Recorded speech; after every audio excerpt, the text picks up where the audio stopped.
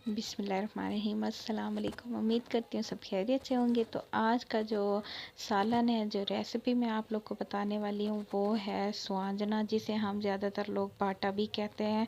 तो मैं उसका सालन बनाऊंगी। मैं मुर्गी का गोश्त में इसे पकाऊंगी। आप देखें कि ये कैसे बनता है। पहले मैंने इसे 2 बार पानी में उबाला है और उसके बाद तीसरी बार मैंने इसमें ठंडा पानी शामिल करके इसको निकाल लिया, इसके पेड़े बना लिए। ठीक है, तो सालन शुरू करते हैं। अभी ये ऑयल गर्म हो रहा है और इसमें मैंने थोड़ा सा नमक ऐड कर दिया था। तो सबसे पहले ये आधा किलो गोश्त का है, जो मैंने धो लिया है, बिल्कुल साफ़ कर लिया है। तो हम इसको इस ऑयल में शामिल कर लेंगे। इससे ये होता है कि गोश्त की जो स्मेल होती है वो ख़त्म हो जाती है और भुना हुआ टेस्ट भी बहुत अच्छा आता है। तो मैंने इसमें गोश्त को ऐड कर दिया और मैं इसे अभी अच्छी तरह से भूनूंगी। आपने इतना भूनना है कि इसका कलर थोड़ा लाइट ब्राउन हो जाए और ये थोड़ी सी सख्त इसकी बोटी हो जाए। तो इससे क्या होता है कि इसका टेस्ट बहुत अच्छा आता है। तो चलें, ये तकरीबन भून चुका है। इसका कलर भी आप देख सकते हैं चेंज हो गया है। तो बस इस हद तक ही मैंने इसे निकाल लिया है। और उसी ऑयल में ही मैंने फिर एक बड़ा प्याज काट के इसमें ऐड किया है और साथ में ही क्या कहते हैं कि जो ज़ीरा होता है वो मैंने 1 चम्मच के करीब ज़ीरा डाल दिया है। और यहाँ पे मैंने अदरक लहसुन को कूट के रख लिया था। जब तक ये लाइट ब्राउन होते हैं, इसके अंदर हम फिर शामिल कर देंगे लहसुन अदरक का पेस्ट। तो अभी हम इसको अच्छी तरह से, इन तीनों चारों चीज़ों को अच्छी तरह से भूनेंगे, जब तक कि लहसुन अदरक का पेस्ट जो है उसका कलर भी थोड़ा चेंज हो जाए। और जब आपको पता है कि जब ये भुनता है तो इसकी बहुत ही अच्छी खुशबू आने लगती है। ठीक है, तो हम इसे थोड़ी देर पकाएंगे, इसका कलर अच्छा हो जाए। इसके बाद हम इसमें मसाले ऐड कर लेंगे। मसाले में नमक है, हल्दी है और लाल मिर्च का पाउडर है, जो कि आप अपने हिसाब के मुताबिक डाल सकते हैं। मैं इस मसाले में अच्छी तरह से भूनूंगी इन्हें।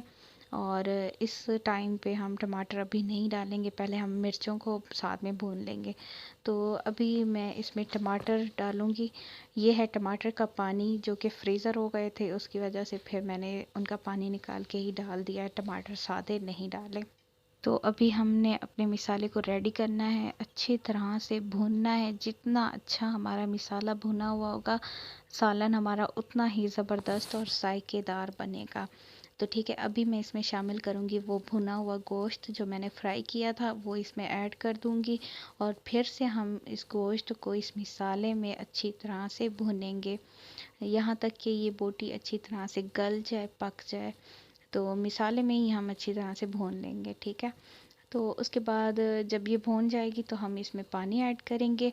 पानी आप अपने हिसाब से ही डालना, ज़्यादा नहीं डालना। अगर ज़्यादा डालेंगे तो फिर ये पकने में भी थोड़ी मुश्किल होगी और गोश्त फिर ज़्यादा ही गल जाएगा। तो मैंने इसमें अभी 1 गिलास के करीब पानी डाला है। तो चलें, जब तक मैंने इसमें पानी डाल दिया और ये गोश्त अच्छी तरह से गल जाए। तो अभी आप लोग देख रहे होंगे कि मेरे सालन में सिर्फ एक ही सब्ज़ मिर्ची है। तो वो इसलिए क्योंकि मेरे घर में बच्चे हैं छोटे मेरे, तो वो खाते नहीं हैं और इस वजह से मैं ज़्यादा मिर्ची नहीं ऐड करती। तो जस्ट एक ही थी। चलें, तो अभी यहाँ पे पानी काफ़ी हद तक खुश्क हो चुका है। आप लोग देख सकते हैं गोश्त भी अच्छी तरीके से गल गया है।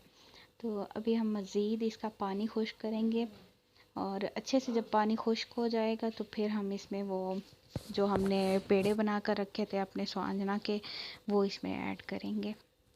तो अच्छा, हमारी ज़ुबान में तो मतलब स्वांजना ही कहते हैं। तो आपकी ज़ुबान में आप ज़रूर कमेंट में बताइएगा कि आपकी ज़ुबान में इसे क्या कहते हैं। तो यहाँ पे मैं कुछ पेड़े ही ऐड करूँगी, इसमें ज़्यादा नहीं करूँगी। तकरीबन 3 से 4 पेड़े ही ऐड कर दूँगी इसमें। तो चलें, देख सकते हैं आप सालन अच्छी तरह से तैयार हो चुका है। तो मैं इसमें ये ऐड कर दूँगी और फिर हम इसे अच्छी तरह से हम भुनेंगे।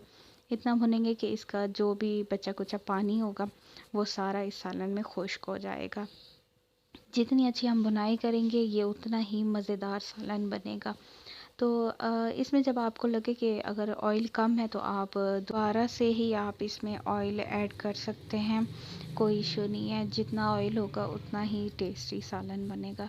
तो अच्छा, यहाँ पे मैंने फ्लैश ऑन की थी मोबाइल की क्योंकि पहले अंधेरा सा था, तो अभी देख सकते हैं आप माशाल्लाह से सालन का कलर इतना प्यारा और सालन बहुत ही मज़ेदार जायकेदार बना था। आप लोग देख सकते हैं ये बहुत ही ज़बरदस्त है। मतलब आप बच्चों को भी खिलाएं ना तो बच्चे भी शौक़ से खाते हैं, और बड़े तो वैसे भी, बड़ों की तो पसंदीदा ये डिश है जो कि देहात में ज़्यादातर लोग खाते हैं और हमें भी बहुत ज़्यादा पसंद है। तो चलें, ये हमारा सालन तैयार हो चुका है। अभी मैं इसमें सब्ज़ धनिया डाल दूँगी, और आप चाहें तो नहीं भी डालें, क्योंकि अक्सर लोगों को अच्छा नहीं लगता तो नहीं डालते। चलें, मैं इसका फिर आपको फ़ाइनल लुक भी दिखाती हूँ। माशाल्लाह, तो अभी मेरा सालन बिल्कुल तैयार हो चुका है।